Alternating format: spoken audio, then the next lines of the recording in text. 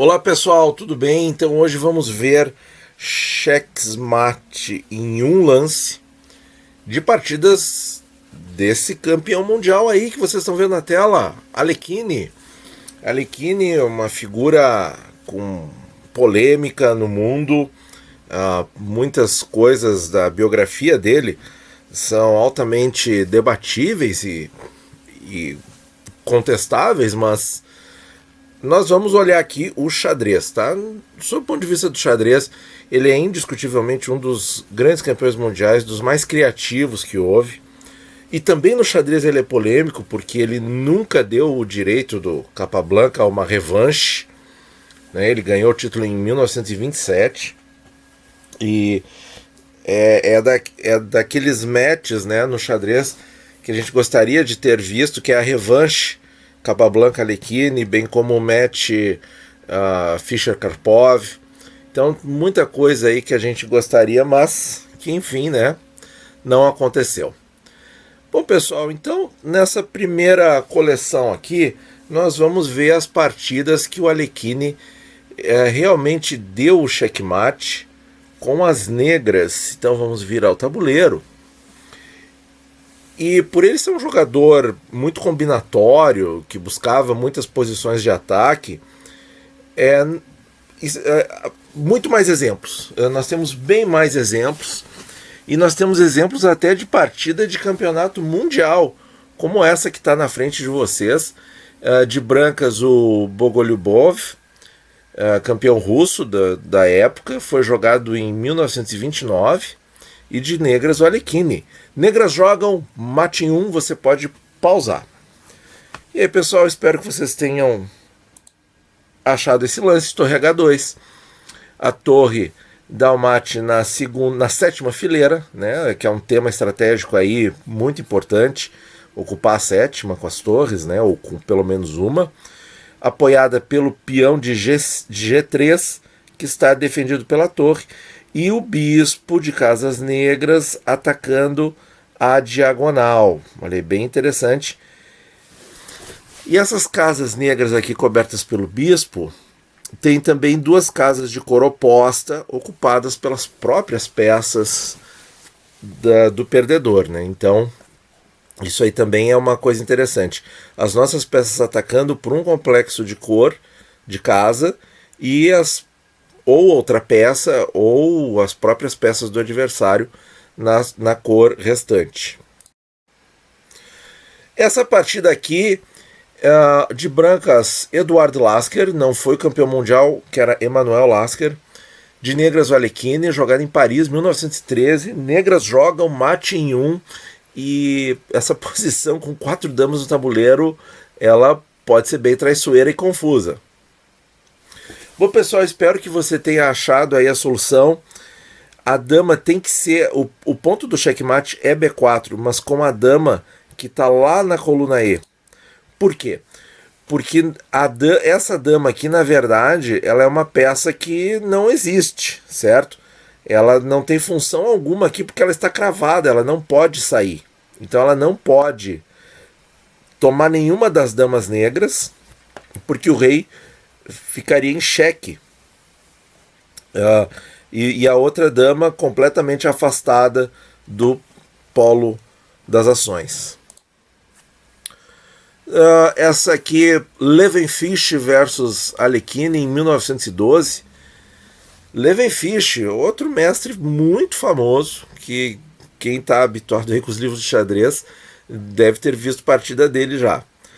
Negras jogam mate em 1. Bom, pessoal, esse aí não tem muita dificuldade. Dama por H2, dama apoiada pelo cavalo, sempre posições esteticamente muito agradáveis aos olhos. Rodzinski versus Alekhine, Paris, 1913. Negras jogam e ganham. Bispo H4, pessoal, olha aí. O bispo deferindo o mate pela diagonal de casas escuras e a dama guardando as outras casas. Isso aqui é um padrão que acontece bastante nos jogos de internet, aí nas partidas jogadas por aí. Antônio Torres, uma simultânea na Espanha, 1922.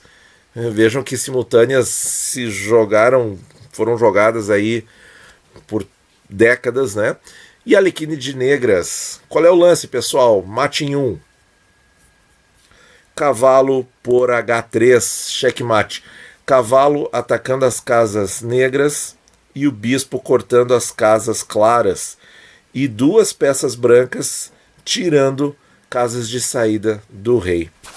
Posição bonita, porque um checkmate com 2 peças menores, né, que é o bispo e o cavalo, é mais difícil, porque o poder delas, o raio delas não é muito grande, principalmente do cavalo, né, tem um raio de ação muito pequeno. Vejam que são só 2 casas que ele ataca, então precisa ter essa cooperação das peças do adversário, mas um tema aqui que eu destacaria muito importante é o bispo numa das grandes diagonais do tabuleiro. Nós temos essa aqui, que é a diagonal H1 a 8, e tem a diagonal de casas escuras, que é A1 H8, que, por exemplo, ocorre na Siciliana Dragão, na Índia do Rei, na Grunfeld, em que as negras posicionam o bispo fianquetado aqui.